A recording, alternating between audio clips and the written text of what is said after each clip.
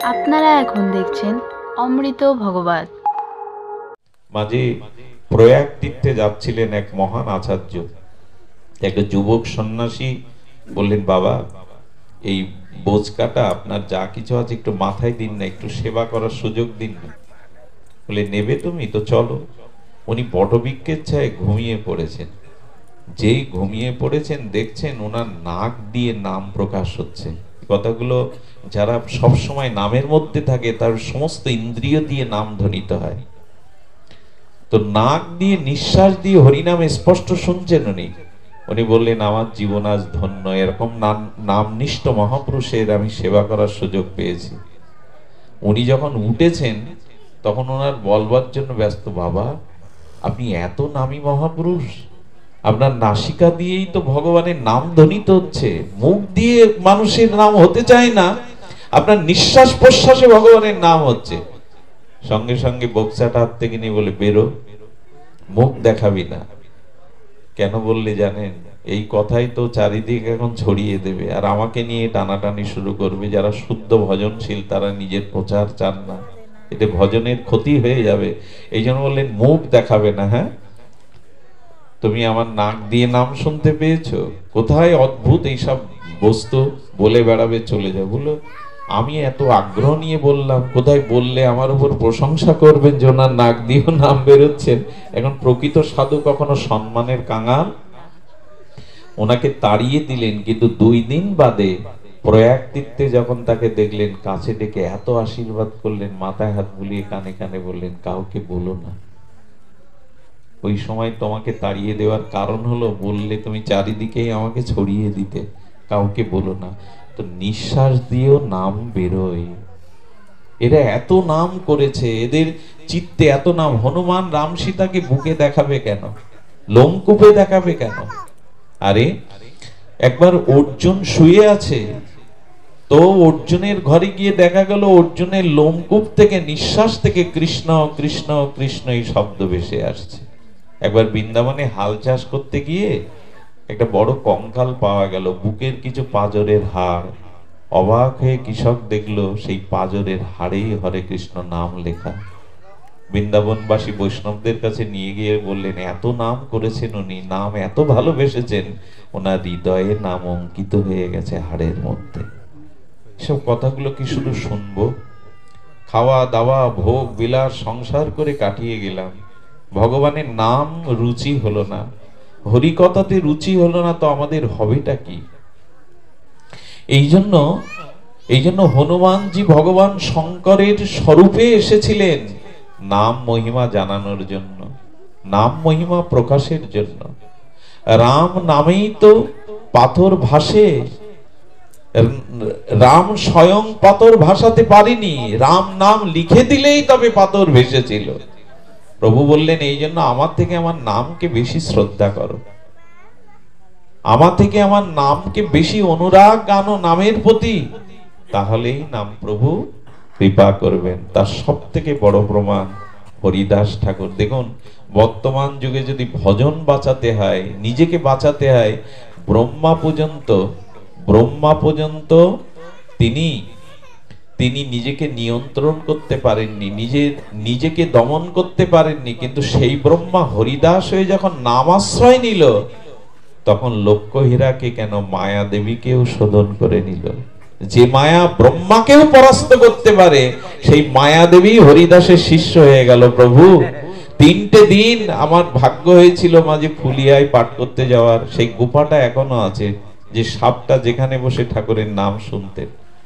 তো সেই ফুলিয়াতেই গঙ্গার তীরে পূর্ণিমার জ্যোৎস্না রাতে মায়া দেবী অপরূপ মোহিনী রূপ ধরে ঠাকুর হরিদাসকে ভোলাবার জন্য 3টে দিন নুপুরের ধ্বনি তুলে সামনে হেঁটেছিল। হরিদাসের চিত্তে একবারও বিগলিত হয়নি, নিষ্ঠা হারায়নি। এজন্য বলেছিল, ঠাকুর আজ আমাকে শিষ্য করে এই হরি নাম দাও, যে হরি নামে ব্রহ্মাও পরাস্ত, অথচ তোমার মন টলেনি। এই নাম আর কবে রুচি হবে আমাদের? এই নাম আমাদের কবে আর এমনি অনুরাগ আসবে? তাই অনুরোধ করছি, সামনের দিনগুলি, বর্তমান সময় আমাদের হিংসা বিদ্বেষ, অভাব অনটন আর চারিদিকে শুধু মলিনতা, এই অন্ধকারে একমাত্র আলো হলো ভগবানের নামকে গ্রহণ করা। এই নামে আমাদের রুচি হোক, এই নামই আমাদের আশ্রয় হোক। আমি পূর্বেই বলেছিলাম শুরুতেই যে ভগবান শঙ্কর এই নামের মহিমায় একটা জিনিস অর্জন করেছেন। এটা আজকে অনুষ্ঠানে একটি সার সিদ্ধান্ত, সেটি হলো, লক্ষ্য করুন। আচ্ছা, ভগবান শিবের কপালে কি দিয়ে বেরোয় এখান থেকে আজ্ঞাচক্রে? অগ্নি। উনি কামকে পুড়িয়ে দিলেন। আজ্ঞাচক্রেতে তপতেজে অগ্নি বেরোয়। তা ভগবান শিবের ললাটে আজ্ঞাচক্রে আছে অগ্নি, আর মাথায় আছে গঙ্গা। আগুন আর জল একসাথে থাকে? থাকে কি বাবা? কিন্তু ভগবান শঙ্কর বললেন এই জীবনটা আগুনের তাপও আছে, আবার জলের শীতলতাও আছে। দুটোকেই নাও, একটা নিতে যেও না। সুখটাকে নাও, দুঃখটাকেও নাও, তাপটাকেও নাও, আবার গঙ্গার শীতলতাকেও নাও। তো বলছেন ভগবান তুমি একসাথে ধারণ করেছো। আবার লক্ষ্য করুন, ভগবান শিবের উপরে চন্দ্রশেখর নাম, অর্ধচন্দ্র আছে, চাঁদ আছে। তো চাঁদ থেকে কি ঝরে? সুধা ঝরে। ওই যে ওর স্নিগ্ধ জ্যোৎস্না কিরণ না, ওতে সুধা আছে, শীতল করে দেয়। বনস্পতি ক্ষমতা ঔষধিগুণ বাড়িয়ে দেয়। এবং মায়েদের গর্ভে সন্তান থাকাকালীন শুক্লপক্ষে সন্তানের বৃদ্ধি পায়, কারণ ও বনস্পতির কাজ করে। ঔষধি গুণ ওই স্নিগ্ধ মানুষের গায়ে লাগালে দেখবেন স্নিগ্ধতা, শীতলতা আসে। এই জন্য চাঁদের আর এক নাম সুধাকর। ওর থেকে অমৃত বা সুধা ঝরে জ্যোৎস্নার দ্বারা। তো ভগবানের কণ্ঠে আছে বিষ, আর মাথায় আছে অমৃত। আগুন আর জল একসাথে, আর অমৃত আর বিষ। কি সংকেত দিচ্ছে ভগবান শিব? সংকেত দিচ্ছে তোমার জীবনে যেমন অমৃতও আছে, আনন্দও আছে, আবার দুঃখ জরাব্যাধি বিষও তোমার জীবনে আছে কর্মফলে। দুটোকেই ধারণ করতে শেখো, একটাকে নিতে যেও না, পারবে না। একটাকে, দুটোকেই নিতে টেকো। দেখুন, সম্মানটা আমাদের ভালো লাগে, অপমানটা, কিন্তু গীতায় ভগবান বলেছেন দুটোই নিতে শেখো যদি শান্তি পেতে চাও। শুধু মান ভালো লাগে, অপমান ভালো লাগে না। বলো ঠাকুর অপমান চাই কে? অপমান কেউ চাই? বললো অপমানটাও খুব আমাদের জীবনে, অপমানের খুব দরকার। কেন জানেন? কোন মানুষের চরিত্র সংশোধনে আপনি 100 বার উপদেশ দিলেও চরিত্র সংশোধন হবে না। কিন্তু সেই মানুষ যদি কলঙ্কিত হয়, অপমানিত হয়, ওই অপমান তার চরিত্রকে দ্রুত সংশোধন করে দেয়। ওটা দরকার বলেই ভগবান দিয়েছে। 100 বার উপদেশে যার চরিত্র শুদ্ধ হয় না, অপমান কলঙ্কের দ্বারা দ্রুত মানুষ শুদ্ধ হয়। এই জন্য ভগবান বলেছেন, শিব ঠাকুর বলেন বিষও নাও, অমৃতও নাও। তোমার জীবনে যেমন তাপও আছে, শীতলতাও আছে, দুটোকেও নাও। আচ্ছা, কি অদ্ভুত দেখুন, শিব ঠাকুর আর কিছু পাননি, গলার ভূষণ করেছেন সাপ। ফণিভূষণ, তিনি ফণিকে ধারণ করেছেন। ভগবান বললেন তোমার জীবনে যে কাম ক্রোধ আছে বিষাক্ত সর্পের মতো, ওদেরকে ভূষণ করে নাও, অলংকার করে নাও। কামকে কৃষ্ণ সেবায় লাগাও, ক্রোধকে ভক্ত বিদ্বেষী জনে ক্রোধ লাগাও, আর লোভকে সাধুসঙ্গ হরি কথাতে লাগাও। অর্থাৎ যে জিনিসগুলো ক্ষতি করবে তাকে তুমি নিয়ন্ত্রণ করো। আচ্ছা, এই সব গুণগুলো ভগবান শিব কোথা থেকে পাচ্ছে শুনুন। আচ্ছা, মা পার্বতীর বাহন কি? দুর্গার সিংহ। আর ভগবান শিবের বাহন বৃষ, ষাঁড়। দুটো এক জায়গায় থাকবে? বাঘের সামনে গরু বা ষাঁড় থাকবে? তো শেষ করে দেবে। তো দুটো যে দুটোর জায়গায় আছে, কেউ কারো ক্ষতি করছে না। ভগবান বললেন তার রহস্যটা বলছি শোনো, তোমরাও পারবে। দুটো পরস্পর বিরোধী বস্তু সহবস্থানে তুমিও রাখতে পারবে। তার বিদ্যাটা ভগবান শঙ্কর আমাদের জানাচ্ছেন। ওখানে সিংহ আক্রমণ করছে না, বৃষকে আক্রমণ করছে না। আর ভগবান শিবের মহিমাও অনন্য। যেদিন বিয়ে করতে যাবেন সেদিন ভূত প্রেত নিয়েছেন। বলে বরযাত্রী তো সব ভালোরা যায়, ভূত প্রেত কে নেয়? গরিবরে কে নেয়? তো ওরা আমার সাথে যায়। আচ্ছা, ষাঁড়ের পিঠে উঠে যাচ্ছেন। নারদ বলছে মামা, হেলিকপ্টার সাইকেল চালিয়েও জন মজুরি খেটেও যারা খায়, বিয়ের দিন একটা গাড়ি ভাড়া করে, তুমি সেই ষাঁড়ের পিঠেই উঠে চলেছ। আসলে ওটা ষাঁড় না, ভাগবতে বলেছেন বৃষ হলো ধর্মের মূর্তি। বিষের কটা পা? চারটে পা তো। আর ধর্মেরও ধর্মত্ব কাম মোক্ষ। বলে সংসার যদি করতে চাও, বিবাহ যদি করতে চাও, তবে ধর্মের উপরে থেকে সংসার করো, নাহলে জ্বলে পুড়ে মরবে। ধর্মকে আশ্রয় করে সংসার করো। বিবাহ করতে হয় সংসার ধর্মকে আশ্রয় করে করো, না হলে যাবে। এই জন্য ভগবান শঙ্কর বৃষের উঠে উঠে মানে, তার মানে তিনি বলছেন ধর্মকে আশ্রয় করে সংসারে প্রবেশ করো। কাম কামনার জন্য সংসারে প্রবেশ করলেই ধ্বংস হয়ে যাবে। আচ্ছা, এতগুলো গুণ মহিমা বৃষ আর সিংহ এক জায়গায় আছে। আচ্ছা, গণেশের সন্তানের গলায় কি আছে? ওনার গলায় সর্প আছে। আর গণেশের বাহন কি? ইঁদুর আর সাপ একসাথে থাকবে? বলেন এখানে আছে যে কেউ কারো ক্ষতি করছে না। ইঁদুর ভয়ে ভয়ে আছে, কিন্তু শিব ঠাকুর বললেন সাপ ইঁদুরকে ধরবে না। সাপ আর ইঁদুর একসাথে আছে, কেউ কাউকে আক্রমণ করছে না। এর রহস্য কি? আচ্ছা, লক্ষ্য করুন, আমাদের কার্তিকের বাহন কি? ময়ূর। আর ভগবান শিবের গলায় আছে সাপ। ওখানেও তো বিপরীত।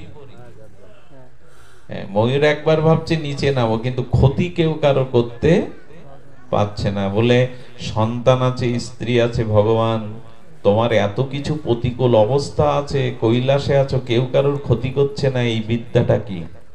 ভগবান শঙ্কর বললেন অন্য কোনো ম্যাজিক না, এই সব কিছু অনুকূল প্রতিকূল একসাথে আমি শান্ত সমাহিত যোগেশ্বর নিশ্চিন্ত আছি। কেন জানো? কেউ কারো ক্ষতি করছে না কেন জানো? আমার হৃদয়ে ভগবানের নাম আছে বলে, আমি নামকে আশ্রয় করেছি বলে। এই নামের কারণে কেউ কারো ক্ষতি করছে না। দেখুন, এর প্রমাণ কিন্তু মিথ্যা না। প্রহ্লাদের আগুনে ফেলে দেয়া হলো, কে আগুন শীতল করলো? নাম। প্রহ্লাদকে বিষ খাওয়ানো হলো, অমৃত হলো কিসে? নামে। পাগলা হাতি পর্যন্ত, সর্প পর্যন্ত হিংসা ছেড়ে দিল নামে। ভাগবত প্রমাণ দিচ্ছে নাম সবকিছুকেই নিয়ন্ত্রণ করতে পারে। নাম বিষ আর অমৃত, শত্রু মিত্রকেও এক করতে পারে। হরিদাস ঠাকুরকে কারাগারে পড়া হলো, কিছুদিন তিনি কাজীর কারাগারেও ছিলেন, কিন্তু কারাগারে থেকে কারাবন্দীদেরও পর্যন্ত তিনি প্রেম ভক্তি দিয়েছিলেন। বলেছিলেন তোমরা এই কৃষ্ণ নাম নাও, এই কারাগার না, ভববন্ধন মুক্ত হবে তোমরা, ভগবানের নাম নাও। তো যে কোনো পরিস্থিতিতে আসুন আমরা সংকল্প করি নাম যেন বিস্মরণ না হয়, নিত্য নিরন্তর নামের মধ্যেই যেন থাকি। শুধু ভক্তগণ, শীতের রাত, আপনারা অনেক দূর থেকেও এসেছেন। আমি আমাদের এই বাড়ির যে মেয়েটা ব্রজবিথি, কি বলবো তার কথা, আপনারা তাকে চেনেন। আমি অবাক হয়েছিলাম আসতে গিয়ে, কয়েকবার তো এসেছি, ওর বাবাকে নিয়ে, মাকে নিয়ে, দিদিকে নিয়ে ওই ভ্যান করেই এখান থেকে 100 কিলোমিটার দূরেও, 70-60 কিলোমিটার দূরেও রাত্রি ফিরে আসে। আর এই ভাগবতে যেতে যেতেই ওর চিত্তে একটা ভাবনা জাগে। অভাব অনটনের সংসারের মধ্যেও বছরে 1-2 বার আমি মাঝে মাঝে মনে করি ওর মতো হৃদয় আমারও হলো না, সাধুগুরু বৈষ্ণব ডেকে এমনি করে অনুষ্ঠান করা। আমি গ্রামবাসীকে বলবো, প্রদীপের নিচে অন্ধকার দেখায়, দূরে আলোটা ছড়িয়ে পড়ে। এই যে পলাশ গাছের তুলো যখন পাকে দেখবেন ওর গোড়াতে একটাও তুলো পড়ে না, বাতাসে উড়ে গিয়ে ফুলটা ফোটে এক জায়গায়, কিন্তু তার গন্ধটা অনেক দূরে সরে যায়। গ্রামে সাধুকে মানুষ মূল্যায়ন করে না, দূরের মানুষই তাকে মূল্যায়ন করে। তো এত কথা বলছি, ওরা ডেকে এনেছে পাঠ দিচ্ছে বলে না, দিচ্ছে এই কারণে হয়তো আপনাদের চোখে তাদের অনেক দোষ ত্রুটি ধরা পড়বে গ্রামবাসী, কিন্তু একটা অনুরোধ করি, অনেকেই গ্রামের আছেন, একটা গ্রামে, সেই গ্রামের মাটিতে যখন কোনো শুদ্ধ ভক্তের চরণ ধুলি পড়ে, ওই মাটিতে হরিনামের, এই বাতাসে হরিনাম যতদূর যায় হরিকথা, ততদূর কোনো অভিশাপ অমঙ্গল পৌঁছাতে পারে না। আগেকার দিনে গ্রাম কলেরা ডায়রিয়া হয়ে মানুষে মানুষে মারা গেলে দেখবেন হরিনাম কীর্তন দিত যাতে বেঁচে যেত, মিথ্যা সংবাদ নয়। তেমনি কোনো গ্রামে, কোনো মাটিতে হরিকথা হরিনাম যতদূর আকাশে বাতাসে ভেসে বেড়ায়, সেখানে ভূত প্রেত অপবিত্র জীবাত্মাগুলো থাকতে পারে না। অলক্ষ্যে অনেক পবিত্র মহাপুরুষের আশীর্বাদ সেই গ্রামে, সেই মাটিতে পড়ে। তাই তারা যখন এগুলি করে একটু সহযোগিতা করবেন, একটু তাদের প্রতি কৃপা দৃষ্টি রাখবেন, এগুলো হওয়া ভালো। একটা কথাও যদি মানুষের জীবনে কাজে লাগে তবে এই অনুষ্ঠানের দ্বারা কল্যাণ নেমে আসবে।